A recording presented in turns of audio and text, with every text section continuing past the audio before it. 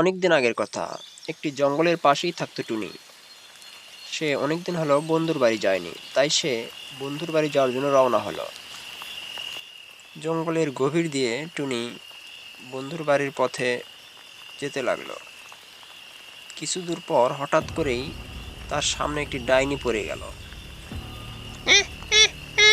কিরে টুনি, তুই কোথায় যাচ্ছিস? তোকে তো এখন আমি খাবো। শোনো ডাইনি, আমি তো বন্ধুর বাড়ি যাচ্ছি। বন্ধুর বাড়ি থেকে ফেরার পথে তুমি আমাকে খেও, তাহলে তোমার অনেক ভালো লাগবে। ঠিক আছে, যা, বন্ধুর বাড়ি থেকে খেয়ে মোটা হয়ে আয়, ফেরার পথে তোকে খাবো। এরপর টুনি ওখান থেকে সামনের দিকে যেতে লাগলো। এরপর টুনি কিছু দূর সামনে যেতেই হঠাৎ করেই টুনির সামনে একটি শিয়াল পড়ে যায় এবং শিয়ালটি বলে, টুনি, কোথায় যাচ্ছিস? এখন তো আমি তোকে খাবো, আমার খুব খিদে পেয়েছে। শোনো শিয়াল মামা, আমি এখন বন্ধুর বাড়িতে যাচ্ছি, এখন আমায় খেও না। বন্ধুর বাড়ি থেকে আসার পথে তখন আমাকে খেও। ঠিক আছে, যা, বন্ধুর বাড়ি থেকে খেয়ে মোটা হয়ে আয়, তারপর তোকে খাবো। এরপর টুনি সামনের দিকে এগুতে থাকে।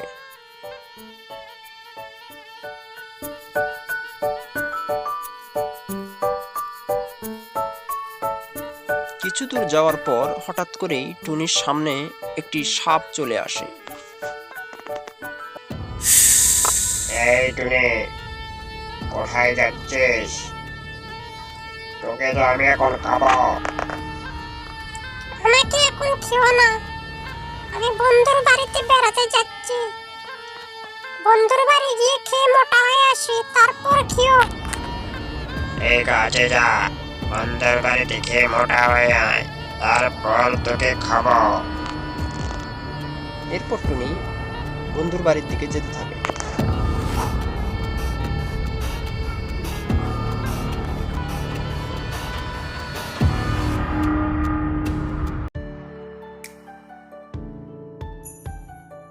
কিছুদিন বেড়ানোর পর টুনি বন্ধুকে বলল, বন্ধু থাকো, আজকে তাহলে চলে গেলাম বাড়িতে। ঠিক আছে বন্ধু, আবার এসো বেড়াতে। এরপর টুনি বন্ধুর থেকে বিদায় নিয়ে বাড়ির উদ্দেশ্যে রওনা হলো।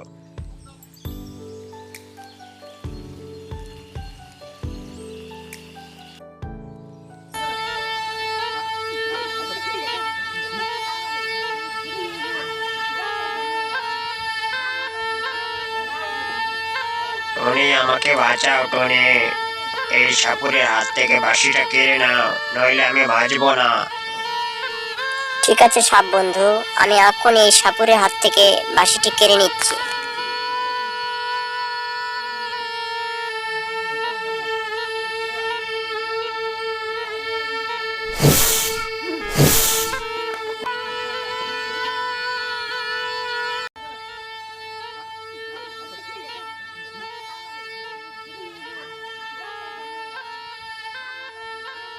ধন্যবাদ টনি বন্ধু, তোমার এই উপকারের কথা আমি কোনোদিন ভুলবো না।